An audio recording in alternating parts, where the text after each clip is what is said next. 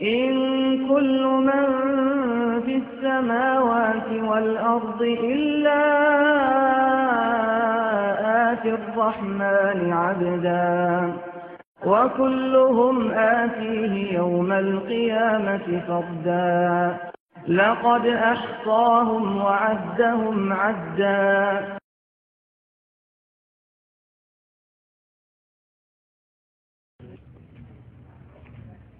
السلام عليكم ورحمة الله وبركاته.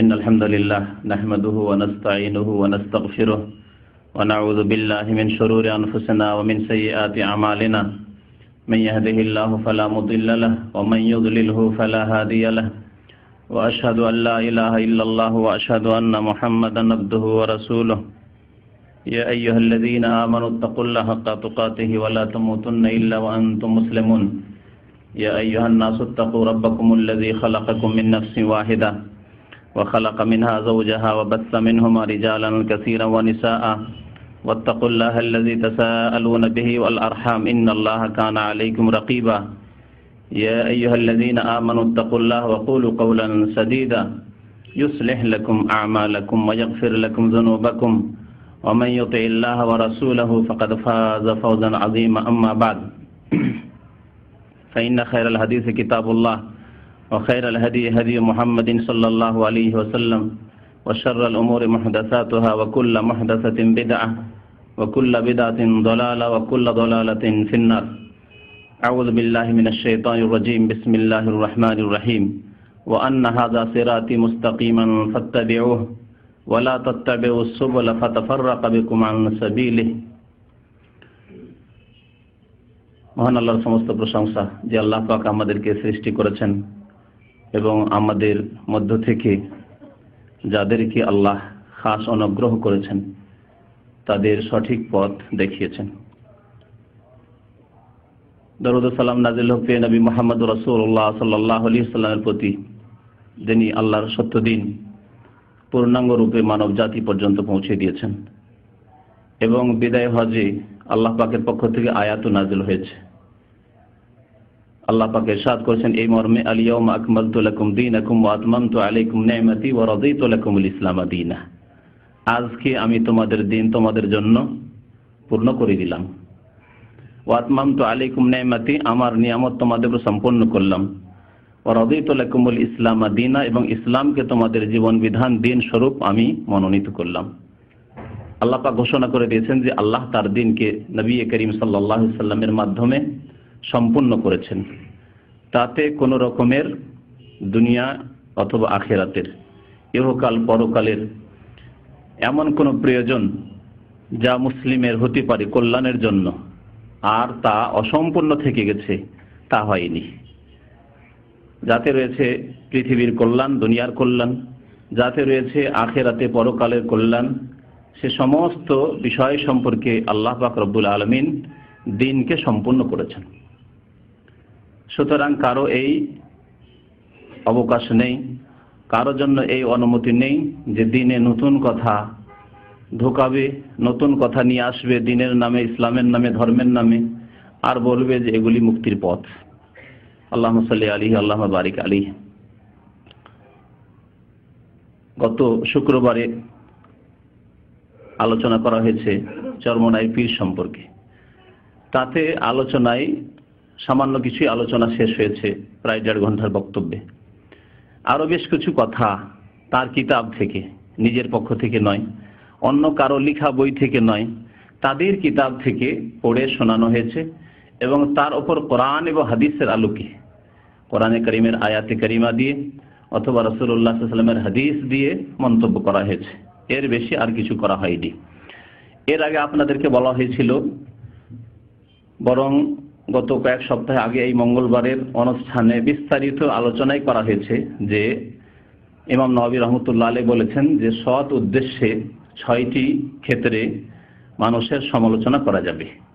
তার মধ্যে একটি ক্ষেত্র হচ্ছে তাহযীরুল মুসলিমিনা মিনাশ শার, মুসলিম জাতিকে, মুসলিম উম্মাহকে তাদের অনিষ্ট থেকে সতর্ক করা, যে তোমাদের অনিষ্ট হতে যাচ্ছে, তোমরা ধ্বংসের পথে চলে যাচ্ছ, তোমরা জাহান্নামের পথে চলে যাচ্ছ, তোমরা গুমরাহির পথে চলে যাচ্ছ। এই মর্মে সতর্ক করার জন্য কারো সমালোচনা, কারো গীবত করা শুধু জায়েজ নয়, বরং ওয়াজিব। আর আরেকটি কথা আজকে আলোচনা শুরু করার আগে বলে দিই যে উক্ত পীর সাহেবেরই লিখা বই, আর বইয়ের নাম তো মাশাআল্লাহ আপনারা জানেনই, ভেদে মারিফাত বা ইয়াদে খুদা। ভেদে মারিফাত বা ইয়াদে খুদা, এই বই কার লিখা বই? যারা পড়েছেন তারা জানেন। হ্যাঁ, কার?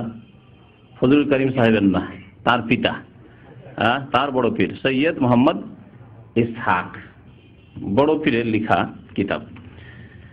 এই কিতাবের শেষখানে 93 পৃষ্ঠায় শেষখানে তারপরে শুধু আমার অনুরোধ বলে একটি চ্যাপ্টার রয়েছে। তো তাতে তিনি লিখছেন শেষ লাইনে, লেখকের ভুল হইলে দয়াপূর্বক জানাইবেন। লেখকের ভুল হইলে দয়াপূর্বক জানাইবেন।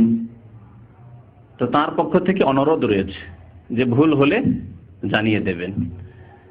সুতরাং তার আদেশও পালন হচ্ছে, আল্লাহরও দিনের কাজ হচ্ছে, রাসূলুল্লাহ সাল্লাল্লাহু আলাইহি ওয়াসাল্লামের সুন্নতের কাজ হচ্ছে, এবং তিনি যা চেয়েছেন, তার যে দাবি আমাদের কাছে রয়েছে, অনুরোধ রয়েছে, তাও ইনশাআল্লাহ তাআলা আমরা পূরণ করার চেষ্টা করব।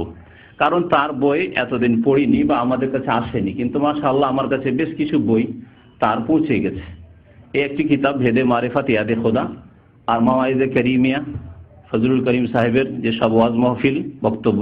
প্রথম এই কিতাবের নাম ছিল মাওয়াইজে ফজলুল করিম, তারপরে নামটি একটু আপত্তি লাগলো, বাকি হয়তো এই নিয়ে কিছু বলে হবে, তখন নাম চেঞ্জ করে মাওয়াইজে কারিমিয়া করা হয়েছে। ওই ফজলুল করিম থেকে করিম শব্দটি নিয়ে মাওয়াইজে কারিমিয়া নাম রাখা হয়েছে, অর্থাৎ ফজলুল করিম সাহেবের ওয়াজ। তো এই কিতাবে যে কি আছে তাও শোনাবো ইনশাআল্লাহ তাআলা, কিন্তু আগে এই কিতাবটি শেষ না হোক। গত শুক্রবারে মাত্র 20টি পৃষ্ঠা সম্পর্কে আলোচনা করা হয়েছিল। কারণ এই কিতাবে এমন কোনো পাতা নেই যাতে ভুল নেই। তিনি বলেছেন ভুল ধরা পড়লে কি করবেন? দয়াপূর্বক জানাইবেন। তো আমি আমার ভাইদেরকে বলছি, যারা এই বরিশালের পীর সাহেবের এলাকায় বসবাস করেন, বরিশাল ডিস্ট্রিক্টে বাস করেন, অথবা আশেপাশের ডিস্ট্রিক্টে বাস করেন, অথবা বাংলাদেশে বাস করেন, অথবা যে কোনো দেশেই বাস করেন, তারা সেখানে পৌঁছিতে পারেন বা দেখা সাক্ষাৎ হয়ে যাবে যে কোনো জায়গায়। আমাদের বক্তব্যগুলি সিডির আকারে হোক অথবা ক্যাসেটের আকারে হোক তাদের কাছে পৌঁছে দিবেন। এটি আল্লাহর দিনের জন্য হিতাকাঙ্ক্ষী হওয়া হবে। নবী করিম সাল্লাল্লাহু আলাইহি ওয়াসাল্লাম বলেছেন, সহিহ বুখারী হাদিস, আদ-দীনুন নাসিহা, দিন হচ্ছে মানুষের কল্যাণ কামনার নাম, হিতাকাঙ্ক্ষী হওয়ার নাম। সাহাবারা জিজ্ঞাসা করেন, লিমান ইয়া রাসূলুল্লাহ, কার জন্য হিতাকাঙ্ক্ষী হব? কার জন্য হিতাকাঙ্ক্ষী হব? নবী করিম সাল্লাল্লাহু আলাইহি ওয়াসাল্লাম বললেন, লিল্লাহি, আল্লাহরও হিতাকাঙ্ক্ষী হইতে হবে। তো যারা আল্লাহর সত্য দিনের প্রচার করবে, সহি আকীদা, সহি ইসলামের প্রচার করবে, তারা আল্লাহর হিতাকাঙ্ক্ষী। লিল্লাহি ওয়ালি কিতাবিহি, 2 নম্বরে আল্লাহর কিতাবের কোরআনুল কারীমের হিতাকাঙ্ক্ষী হবে।